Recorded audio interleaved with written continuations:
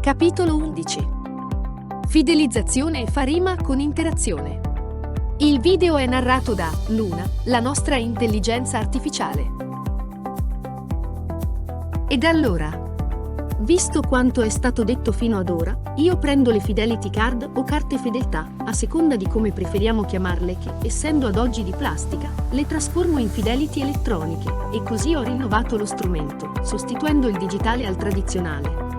Va bene o no? Facciamo un ragionamento. Pensare di cambiare la carta fedeltà di plastica per farla diventare elettronica e pensare che questo basti o possa bastare per sistemare il problema dell'innovazione sarebbe bello, sarebbe una magia. Per prima cosa, non occorre sistemare nulla, tantomeno è un problema. Le carte fedeltà non sono un problema, restano un'opportunità se coniugate ad un solido programma di fidelizzazione che le renda nuovamente attrattive verso i consumatori. Secondo, e non in ordine di importanza, continua ad andare benissimo la Fidelity Card anche di plastica, tanto è uno strumento di riconoscimento, la cosa importante gira alle sue spalle, e ne è lo strumento guida.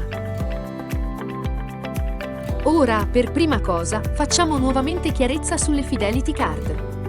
Le Fidelity Card o carte fedeltà sono lo strumento di riconoscimento del nostro cliente e principalmente servono appunto per poterlo riconoscere, assegnare a lui un eventuale sconto, farlo partecipare ad una determinata promozione o riconoscergli un premio in base ai punti che ha accumulato nel tempo. Quando parliamo di premi per tutti, accumulati, ripetiamo per la 100ª volta che sono uguali per tutti.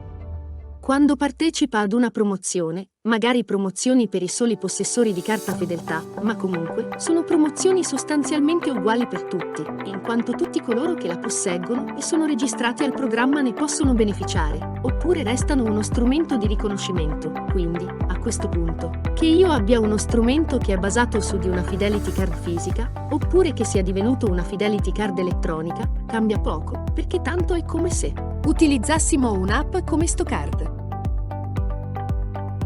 Stocard è una delle tante applicazioni che ci consente di memorizzare all'interno del nostro smartphone le carte fedeltà dei vari negozi, di tutti i negozi dei quali siamo clienti e che visitiamo, quindi, che sia elettronica come in questo caso, che sia nella più comune plastica, non cambia nulla, perché la cosa realmente importante è il programma di fedeltà ad essa associata. Se prendiamo come base lo studio che ha effettuato la Loyalty One in Canada, che è uno dei paesi più evoluti da questo punto di vista, il 78% degli utenti intervistati, su 4.500, preferisce usare la card fisica, quindi preferisce portarla con sé nel portafogli e presentarla alla cassa quando va a pagare. Poi, se volessimo andare a guardare cosa succede a Singapore, la percentuale scende dal 78% al 56%, ma questo probabilmente perché a Singapore sono molto più smart e tecnologici, preferendo a questo punto uno strumento digitale e quindi hanno una card elettronica, ma in ogni caso non cambia niente, perché il dato fondamentale è che solo il 18% degli utenti intervistati ha risposto affermativamente alla domanda se lui giochi o meno un ruolo reale all'interno dei programmi di fidelizzazione. Cosa significa giocare un ruolo reale all'interno dei programmi di fidelizzazione? Significa avere alle spalle delle vere e proprie interazioni costruite sul singolo utente, e se così non è, noi non andremo a fidelizzare mai nessun cliente. Non importa quindi quale sia la tipologia di strumento di riconoscimento che utilizziamo, sia fisico, in plastica o digitale, utilizzando un dispositivo mobile, la cosa veramente importante è rappresentata dal programma di fidelizzazione che è ad esso associato, e quindi, questo, generalmente, porta a pensare molto, facendo concludere e riassumere dicendo: Spesso non è necessario spostare lo strumento di riconoscimento da quello fisico a quello digitale, perché invece diventa fondamentale associare un programma di fidelizzazione reale che faccia sì che il nostro cliente sia realmente parte integrante di un sistema creato per lui, che gira intorno a lui, che lo coinvolge realmente e lo faccia sentire al centro reale delle attenzioni. Il regalo o altro rappresenterà l'ultima delle cose che andrà a guardare e confrontare. Hai un'attività commerciale? Sì. Bene. Aprila anche online tramite noi. Quindi, alla domanda come creare un e-commerce, le risposte sono: non il classico sito e-commerce aperto a tutti, ma un'app personalizzata per la tua attività che tu possa far installare ai tuoi clienti.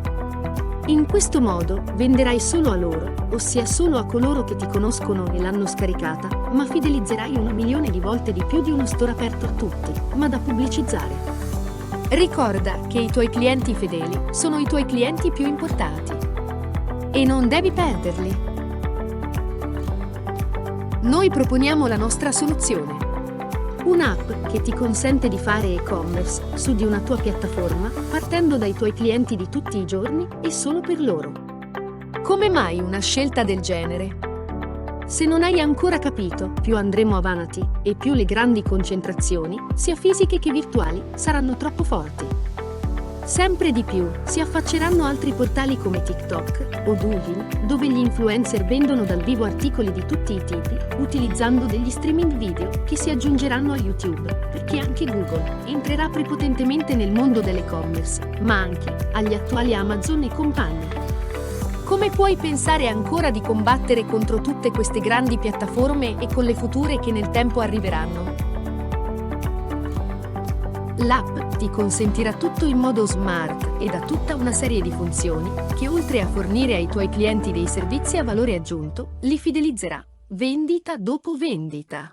Curioso di scoprire come creare un e-commerce con la nostra app E-commerce Evolution? Scopri tutte le sue funzioni.